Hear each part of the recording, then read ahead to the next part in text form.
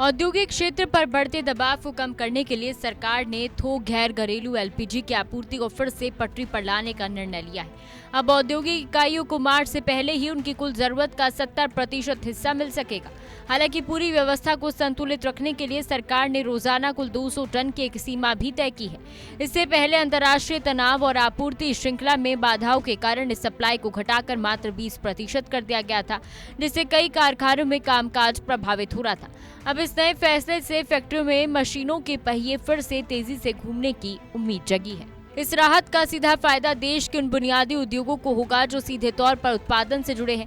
Pharmaceutical, खाद्य प्रसंस्करण और कृषि क्षेत्र के साथ साथ स्टील, कांच और सिरेमिक जैसे भारी उद्योगों को इससे बड़ी मजबूती मिलेगी।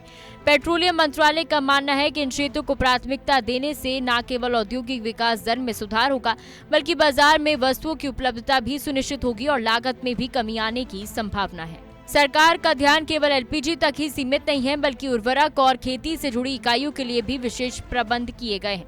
उर्वरक इकाइयों को दी जाने वाली प्राकृतिक गैस के आवंटन को 90% से बढ़ाकर 95% कर दिया गया है। पेट्रोलियम सचिव नीरज मित्तल ने इस संबंध में सभी राज्यों को स्पष्ट निर्देश जारी किए हैं। प्रशासन उन इकाइयों को प्राथमिकता देने जा रहा है जिनकी विशेष जरूरतों को प्राकृतिक गैस से पूरा नहीं किया जा सकता। यूरेनियम और भारी जल जैसी रणनीतिक इकाइयों के लिए भी ऊर्जा की निरंतरता बनाए रखना सरकार की इस नीति का एक मुख्य हिस्सा है। भविष्य की ऊर्जा जरूरतों को सुरक्षित करने के लिए सरकार ने उद्योगों को पीएनजी यानी पाइप वाली प्राकृतिक गैस की ओर रुख करने की सलाह दी है। जिन इकाइयों को एलपीजी की सुविधा चाहिए उन्हें तेल विपणन कंपनियों के साथ अपना पंजीकरण कराना अनिवार्य होगा।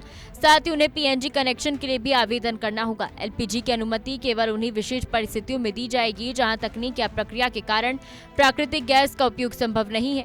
ये कदम उद्योगों को एक स्थायी और सुरक्षित ऊर्जा विकल्प की ओर ले जाने की दिशा में उठाया गया है, जिससे भविष्य में वैश्विक संकटों का असर कम हो सके।